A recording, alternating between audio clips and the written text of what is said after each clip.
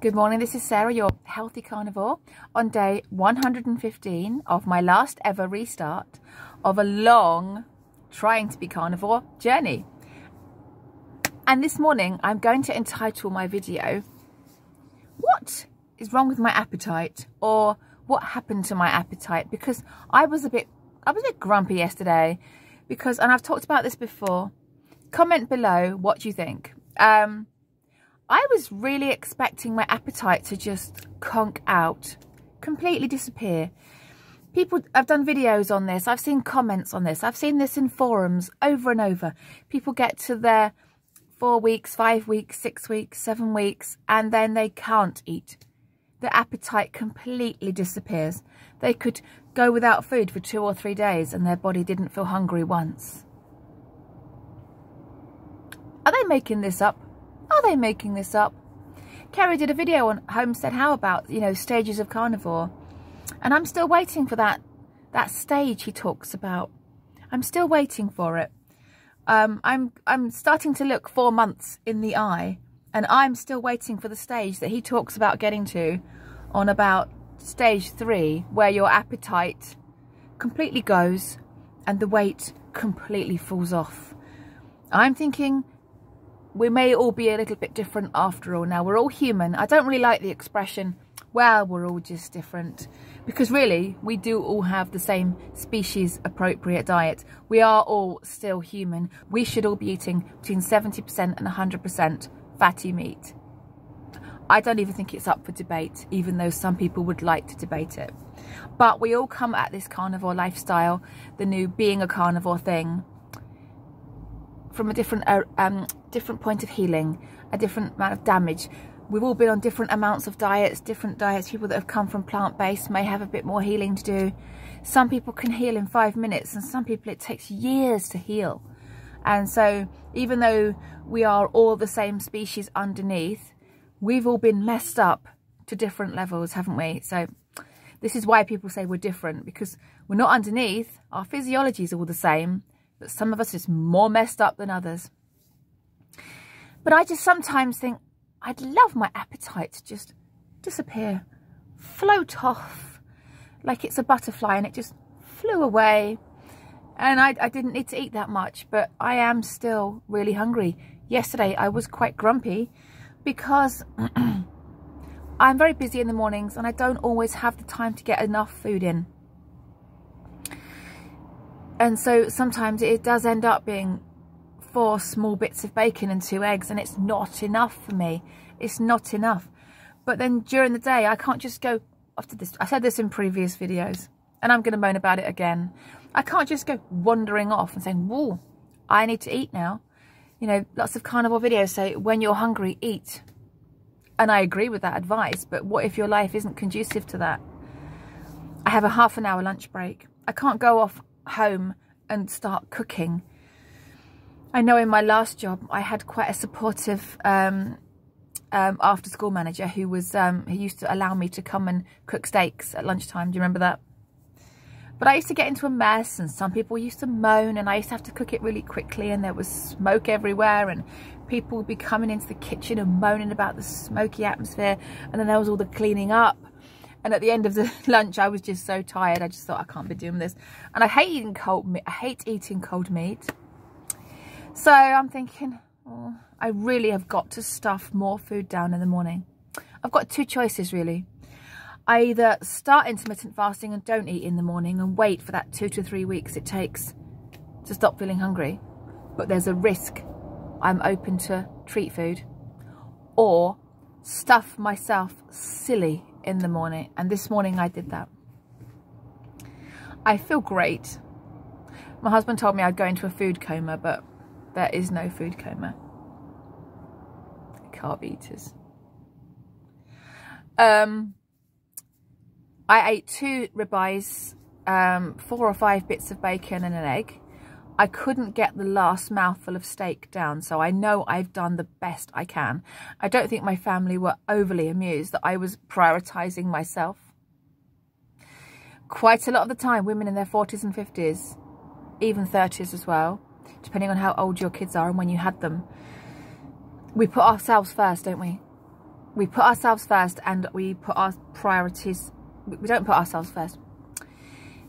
If you're a parent of small children and you've got elderly relatives to look after as well, my mum has now passed away, but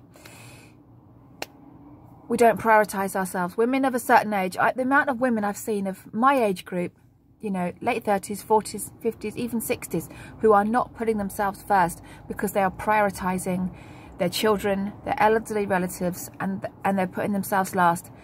And in the this morning, I felt really, really guilty that I was prioritising my health. I shouldn't have to feel guilty. If something happens to my health and I go completely wrong, who's going to look after them? They'd miss me then, right? Because of all this carnivore effort that I've put in, my blood sugars are in range, my triglycerides are in range, my HDL is in range, my blood pressure is good. If I hadn't put this effort in, I could be fairly sick. I could be on the cusp of a stroke or a heart attack, or severe diabetes, or having a leg cut off, right? They don't think of that though. They see mummy as being selfish because she's not fully concentrating on everyone around her. She's letting some of them get on with their own stuff, get themselves ready for school because she's trying to stuff steak in her mouth. So you've got the guilt of that. And this morning I just tried to keep myself busy by doing just as many jobs as possible so that they wouldn't notice that actually my main priority this morning was getting as much nutrition into my mouth as I possibly could, so that I can now go the whole day until 4 PM and not be thinking about food at all. Yesterday I did not eat enough breakfast. I didn't get enough nutrition in. I had no lunch, and I did spend 3 or 4 hours just dreaming of going home and stuffing myself silly with meat. Luckily it was the meat I was dreaming about. Thank goodness. It was the meat, thank goodness. I wasn't craving other things. Hunger feels different when you eat just meat to when you're on carbs. It's a different kind of feeling. And for me, it's just it's an all body empty feeling, a hollow feeling. It's not the same sort of grumbly tummy sort of urgency that you get with a sugar addiction. It's more of a just a whole body hollow feeling. Difficult to describe. If you've never done carnivore before for any length of time, you won't know what it's like to have that feeling. It's just, I just knew I hadn't eaten enough. I was willing to wait, but I was grumpy because I was in a situation where I couldn't just go and get my meat. I could wait, but I was annoyed that I had to, if you see what I mean. I loved being on half term. I loved being on the summer holiday where I can eat when I need to, what I need to, and how much I need to. It's so much easier for me. I can do it at work, but it does present itself some challenges. So this morning I stuffed myself stupid with 2 ribeyes, loads of bacon and egg, and I'm going to tell my work colleagues, anyone that I speak to today, I'm going to tell them what I had for breakfast because I love freaking people out. Are you doing that meat thing? Are you doing that meat thing? But you do have vegetables though, don't you? No, just a load of steak, bacon and eggs. So yeah, so it was just like, this video is like entitled, what happened to my appetite? Why am I not getting the switch off? I'd love to have that switch off. And it just shows I'm not fully fat adapted. It shows that I'm healing.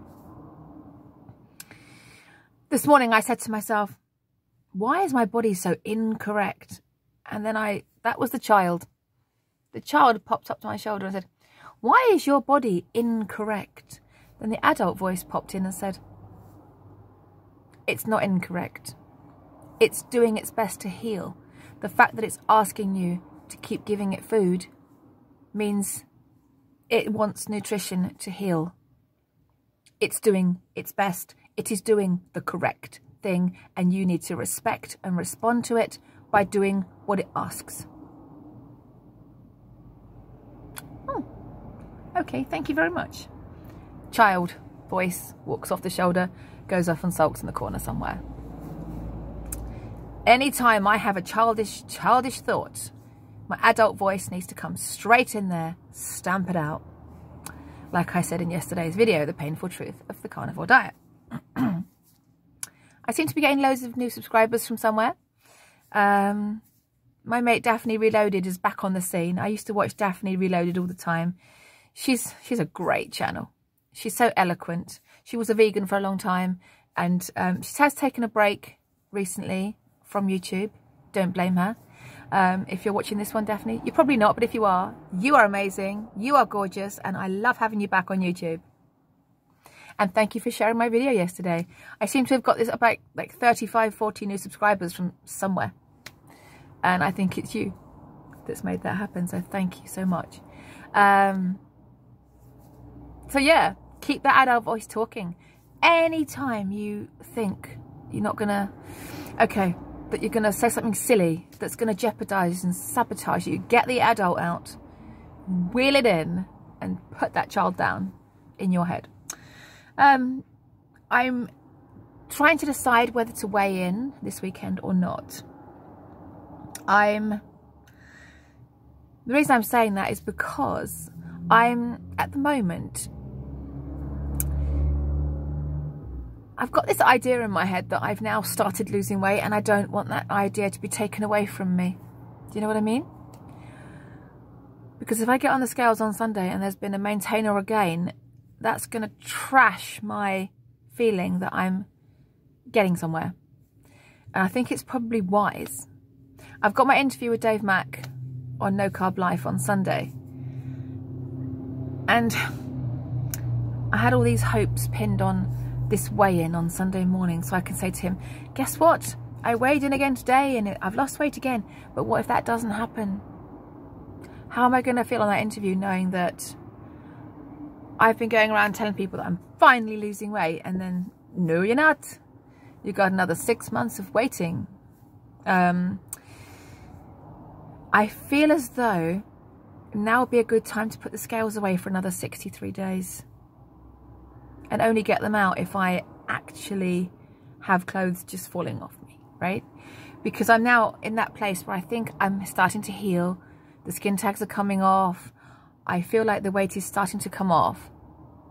But if I get on the scales on Sunday and that isn't the case, it's gonna give me a little bit of a kick in the teeth. Because I'm so positive at the moment. I'm so, come on. 115 days. 115 days. Every day I wake up and I'm so excited.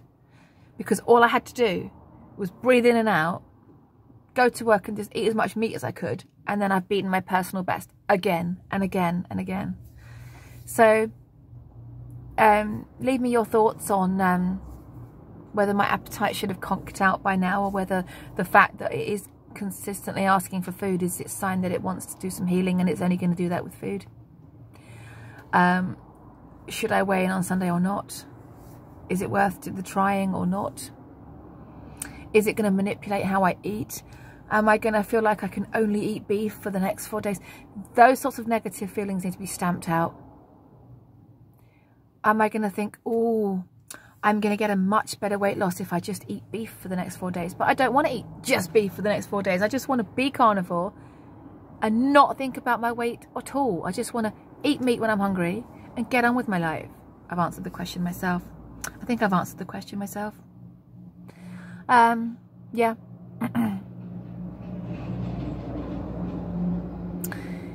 So, we're going to get some sun today.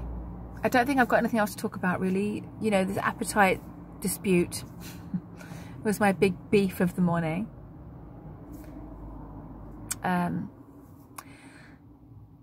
long is till Christmas now? I haven't got any props. This is the car my son used for his racing event on Sunday.